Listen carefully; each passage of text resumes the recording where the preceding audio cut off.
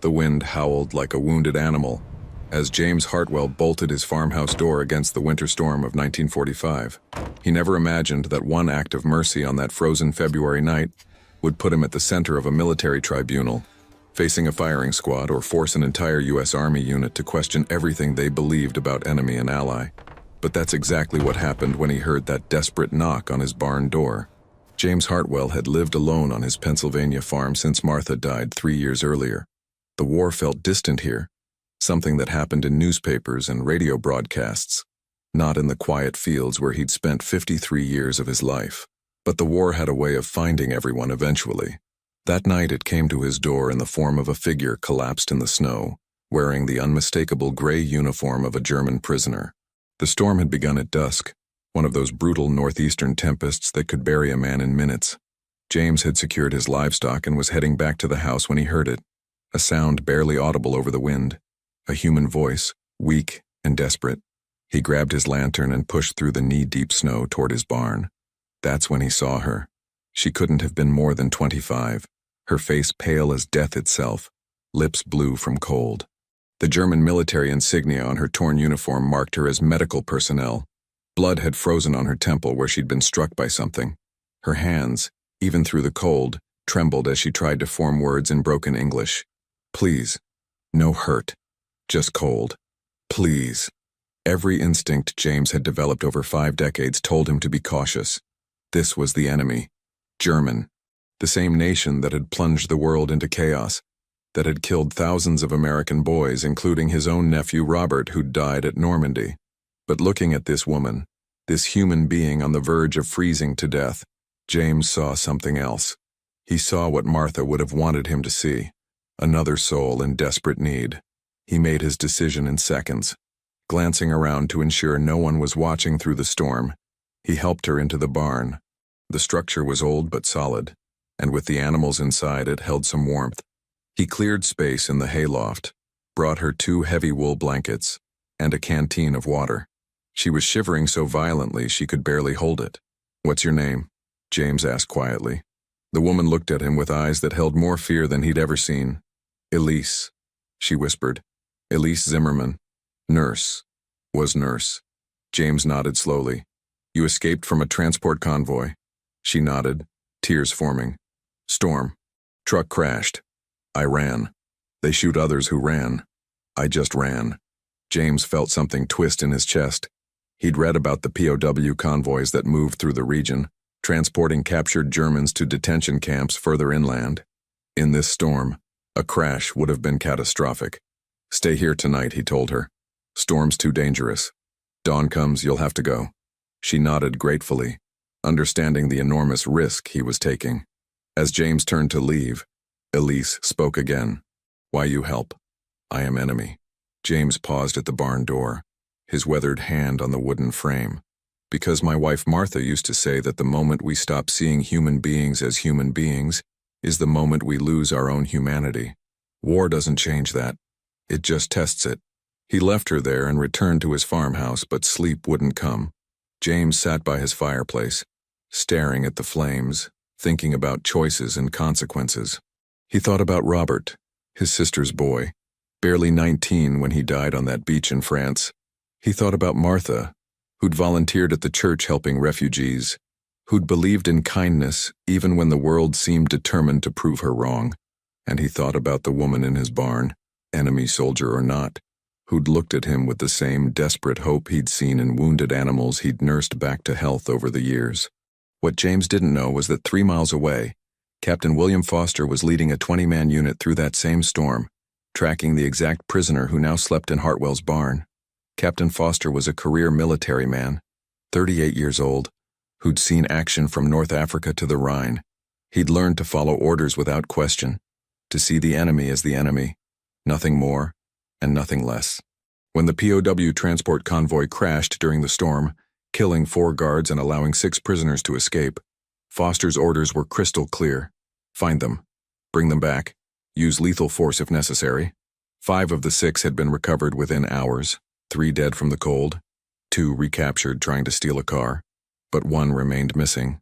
A female prisoner named Elise Zimmerman, former Wehrmacht nurse, captured 3 weeks earlier during the Allied push into Germany. Intelligence reports suggested she might have information about German medical experiments, making her recovery a priority. Foster's unit had tracked her footprints through the snow until the storm intensified and covered all traces. They'd taken shelter in an abandoned church waiting for dawn. Sergeant Thomas Riley, Foster's second-in-command, was adamant about continuing the search immediately. She could be anywhere, Captain. Could reach sympathizers. Could compromise intelligence. Foster shook his head. In this storm, Riley, she's either dead already or holed up somewhere waiting it out. We search at first light. We'll cover every farm, every structure within a 5-mile radius. Private Eddie Chen, the youngest member of the unit at just 20 years old, sat quietly cleaning his rifle. He'd been in Europe for only 2 months and still struggled with the realities of war. The idea of hunting down a woman, even an enemy combatant, troubled him. But he kept his thoughts to himself, knowing that doubt was dangerous in a unit that operated on absolute trust and obedience. As dawn approached, the storm finally began to break. James hadn't slept at all. He'd checked on Elise twice during the night, bringing her hot soup he'd made and an old coat that had belonged to Martha. Each time she'd thanked him with tears in her eyes, unable to comprehend why this American farmer was risking everything for her. On his final check, just as the first gray light of dawn touched the horizon, Elise told him her story. She spoke in halting English, pieced together with gestures and drawings in the dust on the barn floor. She'd been a nurse in Berlin, working in civilian hospitals until she was conscripted into military service in 1943. She hadn't wanted to serve the Wehrmacht, but refusal meant imprisonment or worse for her and her family. She'd been assigned to a field hospital near the front lines, treating wounded German soldiers but also, in secret, helping Allied prisoners who were brought in with critical injuries. That's why she'd been transferred to a POW convoy. Someone had reported her compassion toward enemy wounded. She was being sent back to Germany to face charges of treason. The crash during the storm had been her only chance at freedom, or at least at choosing her own fate rather than facing a firing squad in Berlin. James listened to her story and felt the weight of it. This woman had made the same choice he was making now. Humanity over orders, compassion over compliance, and she'd paid a terrible price for it. You understand they're looking for you? James said quietly. Elise nodded. I know. I bring danger to you. I should go. James shook his head. Storm's breaking, but it's still dangerous. Give it another hour. There's a Quaker community 15 miles north. They help people. All people. I'll give you directions. She looked at him with something approaching hope. Why you do this? You not know me? James smiled sadly. Because if we only help the people we know, the people who look like us or talk like us or fight for the same flag as us, then we're not really help at all. We're just picking sides. Martha taught me that, but that hour would never come. As the dawn light strengthened, James looked out through a gap in the barn boards and felt his blood turn to ice. Soldiers, at least 20 of them, forming a perimeter around his property. He recognized the U.S. Army uniforms immediately. They'd found her, or found him, or both. Captain Foster had begun the dawn search with military precision. His unit spread out in a grid pattern, checking every structure. When they approached the Hartwell farm, Riley noticed smoke from the chimney and fresh tracks in the snow leading to the barn. Tracks made within the last few hours. He signaled to Foster. The captain raised his hand, and the entire unit froze. He studied the farm carefully. It looked innocent enough. A typical rural property, weathered but well-maintained. But something felt off. Those tracks, too fresh, too deliberate. He made quick hand signals, and his men understood immediately. Surround the property. Silent approach. Weapons ready. Inside the barn, James made a decision that would define the rest of his life. Elise, he whispered urgently. Soldiers outside, U.S. Army. They're surrounding the farm. Elise went pale, her hands shaking. I am sorry. I am so sorry I bring this to you. James gripped her shoulder. Listen to me. When they come in, you tell them I forced you. Tell them I was holding you captive. That I captured you for information or because I'm sympathetic to Germany. Whatever story keeps you alive. She shook her head violently. No, I will not lie. You saved my life. I will not destroy yours. Their argument was cut short by a voice outside, amplified and commanding. This is Captain William Foster of the United States Army. We have the structure surrounded. Anyone inside has 30 seconds to exit with hands visible and raised. Comply immediately, or we will enter by force." James looked at Elise one last time. Then he pushed open the barn door and walked out into the dawn light, hands raised high above his head. The sight that greeted him was overwhelming. Rifles pointed at him from every direction, soldiers crouched behind cover, a captain standing front and center with his sidearm drawn. "James Hartwell," he called out, his voice steady. "Are you James Hartwell, owner of this property?" James nodded. "I am. And before you ask, yes, she's in the barn. She's unarmed. She's injured. And she's under my protection." The words hung in the cold morning air like a challenge. Riley started forward, but Foster held up a hand to stop him. "Your protection, Hartwell? Do you understand you're harboring an enemy combatant? A prisoner of war who escaped lawful custody?" James kept his hands raised, but his voice was firm. "I understand I gave shelter to a human being who was freezing to death in a storm. Your uniform and her uniform don't change that basic fact, Captain." Foster's jaw tightened. "Sergeant Riley, secure the barn. Bring out the prisoner." Riley and 3 other soldiers moved quickly, entering the barn with weapons raised. Moments later they emerged with Elise, her hands now bound with rope, her face showing resignation but also something else. A quiet dignity. She looked at James and mouthed 2 words. "Thank you." Foster approached James directly, holstering his sidearm. "Mr. Hartwell, I'm placing you under military custody for aiding and abetting an enemy combatant. You'll be transported to Regional Command for questioning and probable court-martial. Do you understand the charges?" James nodded slowly. "I understand them, Captain. I don't agree with them, but I understand them." What Foster did next surprised everyone, including himself. Instead of immediately ordering James to be restrained and transported, he paused. He studied this farmer, this civilian who'd just thrown away his freedom for a principle. "Why, Hartwell?" The captain's voice carried genuine confusion. "Why would you risk everything for her? She's German. She's the enemy. We're at war." James lowered his hands slowly, and when no one shot him, he kept them at his sides. "Captain, my nephew Robert died at Normandy. My cousin Frank lost both legs in the Ardennes. I've got more reasons to hate Germans than most folks in this county. But that woman in your custody, she didn't pull a trigger on Robert. She didn't plant the mine that took Frank's legs. She's a nurse who was conscripted into service, and from what she told me, she was being sent back to face execution for the crime of treating wounded prisoners with basic human decency. So when I found her dying in the snow during a storm that would have killed her in another hour, I made a choice. The same choice my wife would have made. The same choice I hope someone would make for Robert or Frank if they'd been the ones freezing to death in enemy territory." The silence that followed was profound.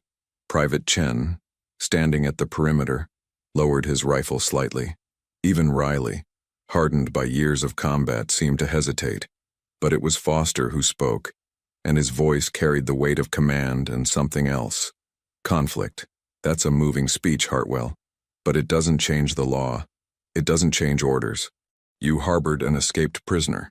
She could have intelligence vital to the war effort. Your compassion, however noble you think it was, could have cost American lives." James met the captain's eyes steadily. "Could have. Might have. Maybe. Those are all future worries, Captain, but her dying in that storm, that was a present reality. I dealt with what was in front of me. Let history judge whether I was right or wrong." Foster turned to Riley. "Secure them both in separate transport vehicles." We returned to base immediately. As soldiers moved to comply, Private Chen stepped forward, his young face troubled. "Captain, permission to speak?" Foster glanced at him, irritated. "Make it quick, Private." Chen swallowed hard but continued. "Sir, my grandfather came to America from China with nothing. He was treated like dirt, called a foreigner, denied work, denied basic rights. But one American family gave him shelter when he needed it, risked their reputation in a town that hated Chinese immigrants. That family's kindness is the only reason I exist, sir. The only reason I'm here wearing this uniform. I'm just saying, sometimes the right thing and the legal thing aren't the same thing." The words landed like artillery shells in the quiet dawn. Riley's face reddened. "Private, you're out of line. Stand down." But Foster held up a hand. "No, Sergeant. Let him speak. He's earned that right." Chen looked grateful but continued carefully. I'm not saying we don't follow orders, sir. I'm just asking, what orders are we really following? Orders to capture an escaped prisoner, yes. But also, aren't we fighting this war because we believe in human dignity? Because we believe people shouldn't be punished for showing mercy? If we court-martial this man for the same values we claim to be fighting for, what does that make us? Foster felt something crack inside him. He'd spent years building walls around his conscience, telling himself that following orders was enough, that the moral complications could be sorted out after the war.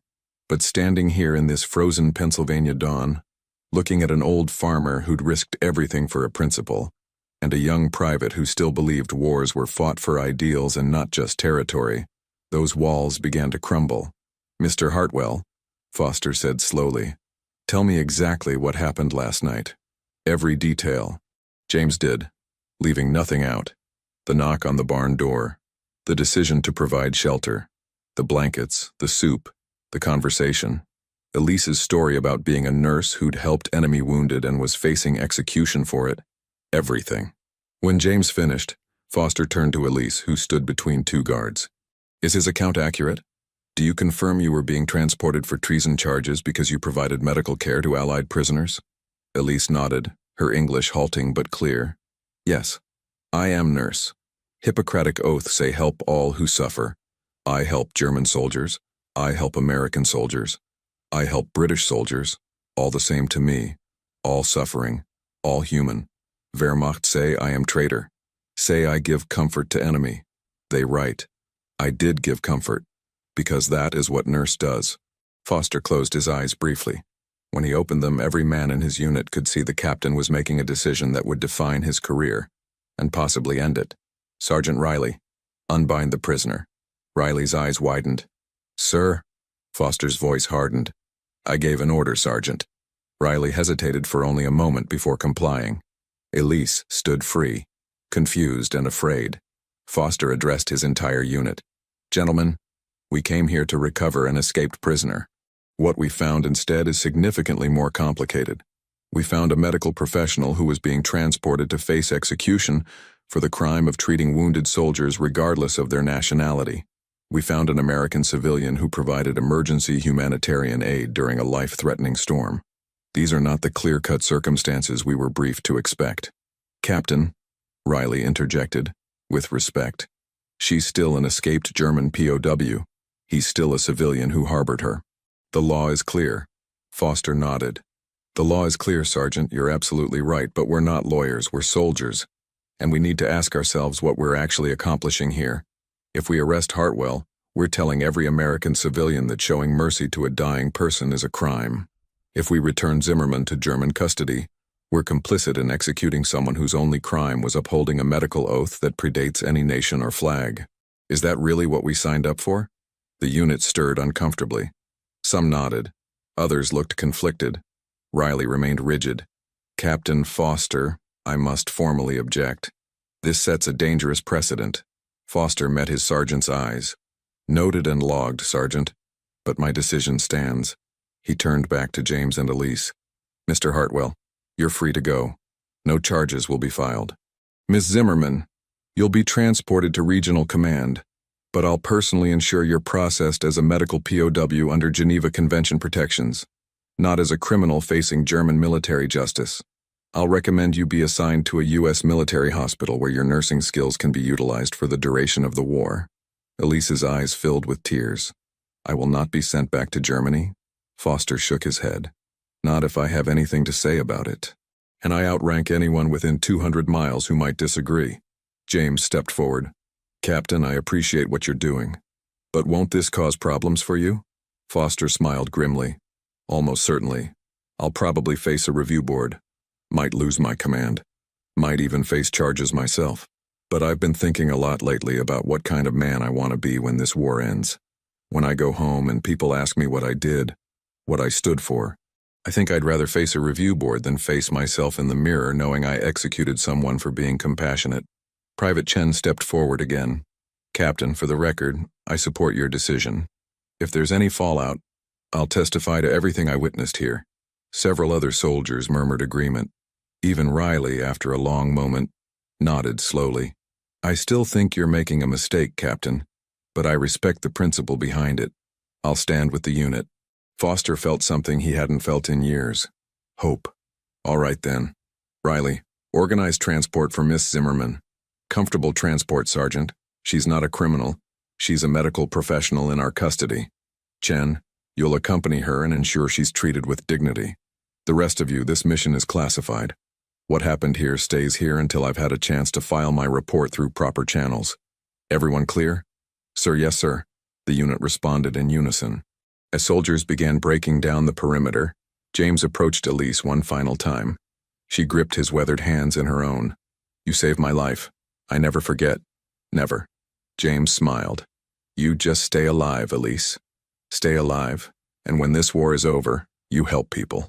That's all the thanks I need. She nodded, tears streaming down her face. I promise. I promise I help people. All people. Like you do. Captain Foster watched the exchange and felt something shift in his understanding of the war. He'd spent years seeing it in black and white. Us versus them. Allied versus Axis. But standing here in this Pennsylvania dawn, watching an American farmer and a German nurse say goodbye with genuine affection and respect, he realized the truth was infinitely more complex. Wars were fought between nations and ideologies, but they were experienced by individuals. And individuals, he was learning, had a remarkable capacity for transcending the conflicts their governments created. As the military convoy prepared to leave, Foster approached James one last time. Mr. Hartwell, I want you to know that what you did last night took more courage than most of the combat actions I've seen in this war. You risked everything for a principle, for a person you didn't know who by all conventional definitions was your enemy. That's the kind of moral courage we're supposed to be fighting for. James shook the captain's hand. You made a courageous choice too, Captain. You're risking your career, maybe your freedom. That's not easy. Foster smiled. Yeah, well, I had a good example to follow.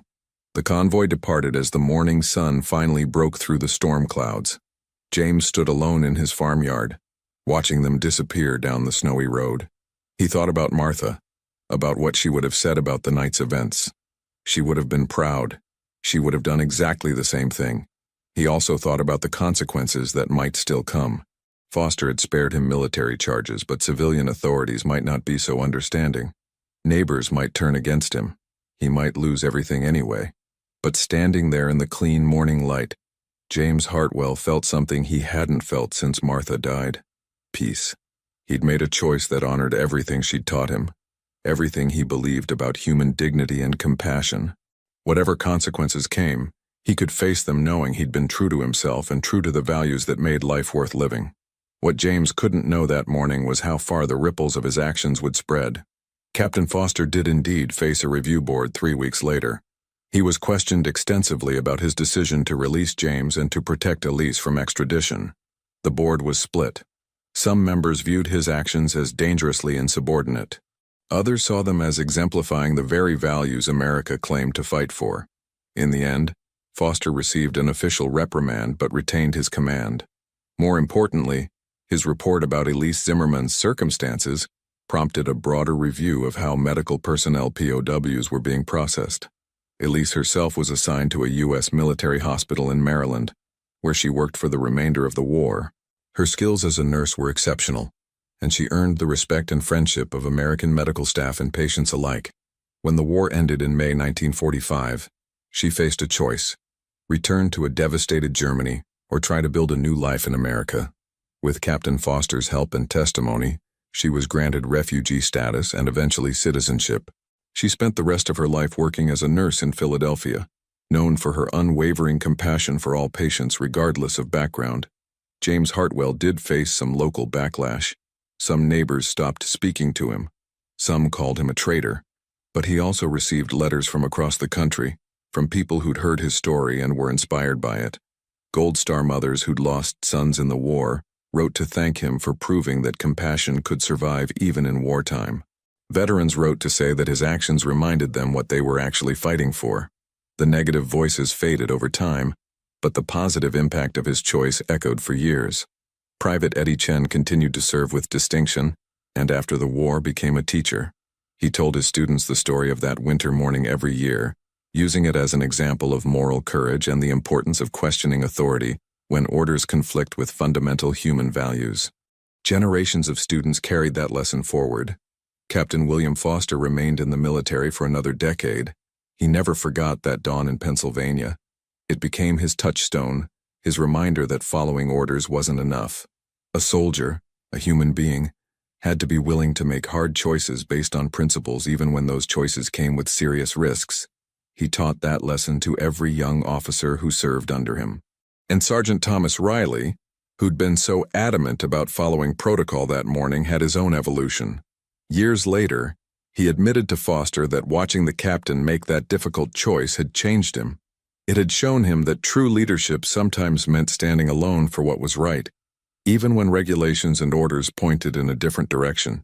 The story of that winter storm became something of a legend in the region. Different versions circulated, some exaggerated, some simplified, but the core remained true. An American farmer had chosen humanity over hatred. A German nurse had upheld her oath even when it meant risking her life. A U.S. Army captain had prioritized justice over blind obedience. And a group of soldiers had witnessed proof that even in the darkest hours of war, compassion and moral courage could survive. The barn where Elise had sheltered still stands on the Hartwell property today. James lived there until his death in 1968, never regretting his choice. In his final days, he received a letter from Elise, now known as Elise Zimmerman Foster. Having married Captain Foster 3 years after the war ended, she wrote about the life they'd built together, about the children they were raising to value compassion and human dignity above all else. She wrote about patients she'd cared for and lives she'd saved. And she thanked James one final time for being the man who proved to her that humanity could transcend hatred, that individual choice mattered even when the world seemed consumed by conflict. James died with that letter on his bedside table, at peace with a life that had been defined by one crucial choice on one frozen February night. A choice that proved sometimes the most important battles aren't fought with weapons on distant battlefields, but with moral courage in our own hearts when we're faced with another human being in desperate need. The war ended 75 years ago, but the questions James Hartwell faced that night remain urgent and relevant.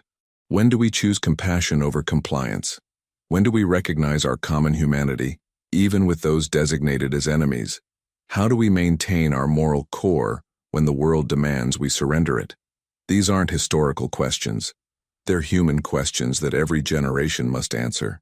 James Hartwell answered them in a barn during a winter storm, with actions that spoke louder than any words.